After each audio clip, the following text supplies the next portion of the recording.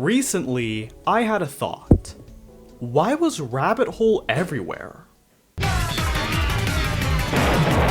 It doesn't matter where you were in the past 2 years.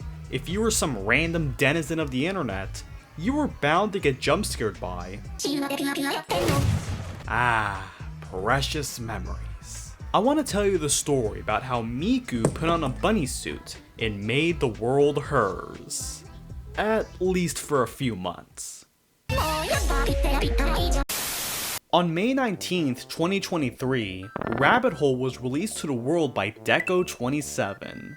I know it's pronounced Deco Nina, 27 just sounds better for the normies.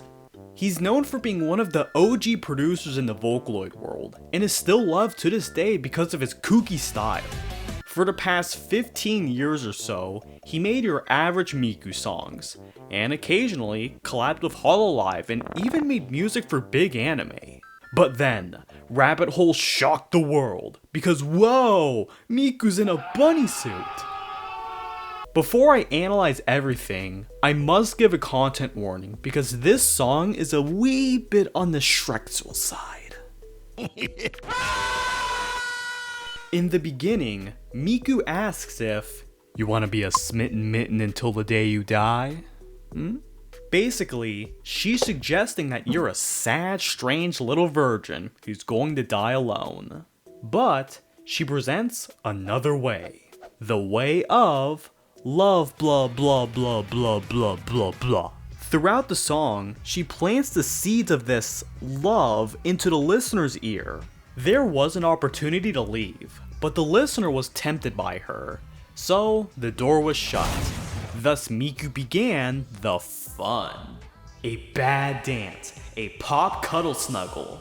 Those are Shrek's moves.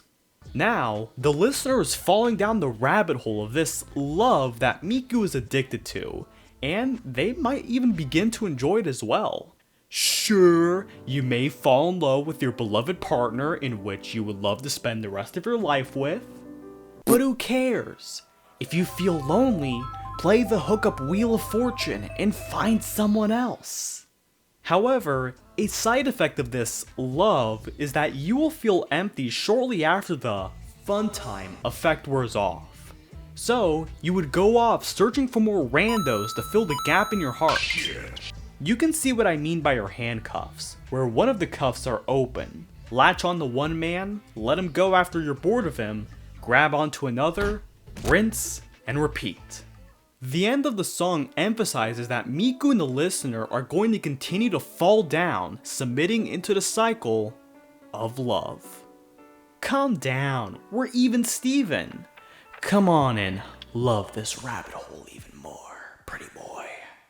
If it wasn't clear, the TLDR of this song is that the love is actually lust, one of the most dangerous addictions.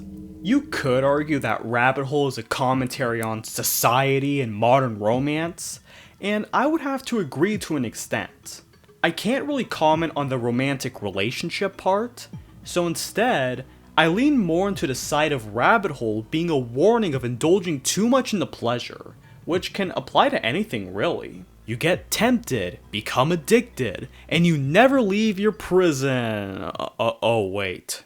People become Shrek's hedonists fairly easily, and you can tell because Miku's in a bunny suit, as in the wild, bunnies love to do that. It was a shocking song to the average outsider, but to the Vocaloid community, whose most popular songs consists of blood splats, getting bullied by brats, and disturbing stuff that is not for the faint of heart. Comparing those to Rabbit Hole? It's like comparing a slap on the wrist to giving your friend an anvil.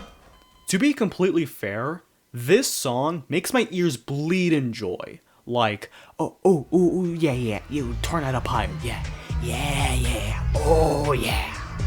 But in a sea of many other great Vocaloid songs to choose from, it's nothing more than a dime a dozen Vocaloid song with a dark undertone. But I'll let you in on a little secret. If you want to spread your message, it's gotta be through a funny yet easily viral route.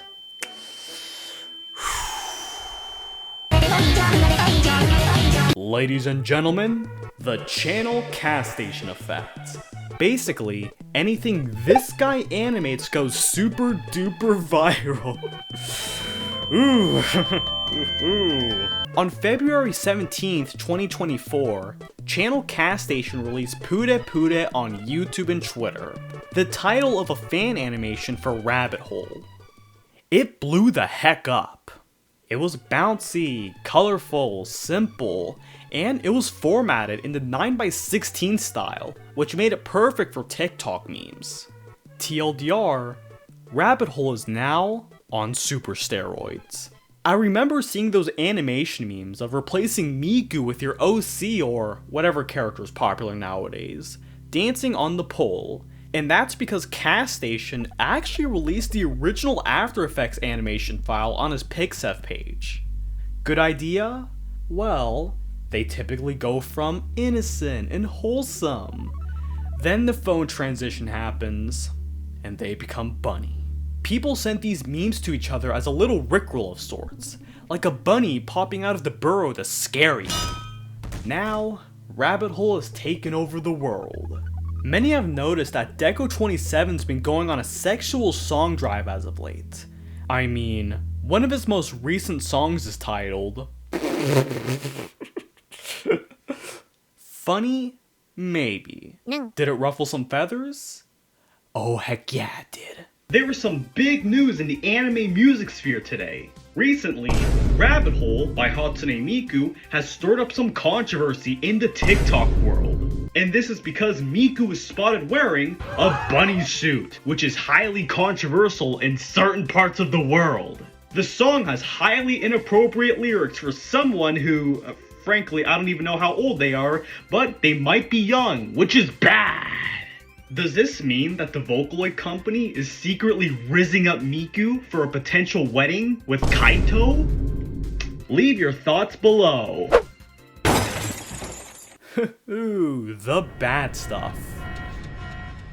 The topic of the Vocaloid canon has always been contentious ever since the birth of Hatsune Miku herself. One of the biggest discussions comes with the ages of the characters, mixed with that this was going to get messy. Especially after the explosion of the music video, the discussion came about in various circles. Mainly TikTok. Is this okay? Miku 16, right? Why is she doing this? I'll try to present the main problems some had in a neutral way. For whatever reason, many assume that the Miku in the song was underage or a young adult, with a bunny suit and obvious sexual undertones. If you take their argument at face value, it makes sense that the Deco27 song is problematic. But, like everything when it comes to TikTok, they tend to leave out the deeper facts. It's almost like there's nuance to things. Is Miku 16 years old? Yeah, no, kinda, maybe? Early official art and even Krypton's official page state that she is 16 years old. However, she and most other big Vocaloids don't have their ages set in stone. The characters are merely faces for what the Vocaloid program actually is: a musical instrument. There's very little that's canon about them. On the bright side, you can use the blank slate of those guys to put them into whatever scenario you want, bar the really, really bad stuff. Like, you can make Miku a vampire, a woman in a black dress, or, like what Deco27 did, put her in a bunny suit to spit out sex lyrics.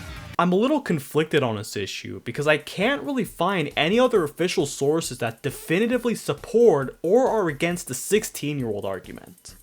Or maybe everyone's just thinking about things too much. So, here's a little food for thought. Practically every Miku you've seen is not the official one on the box art. We'll call those the derivatives.